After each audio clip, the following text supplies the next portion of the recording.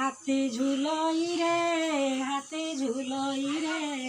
বিষয় কেড়ে সুন্দর অপূর্ব হাতে কাহুরু আইলা বিষয় নীল মন্দির হাতে ঝুলই রে বিষয় কেড়ে সুন্দর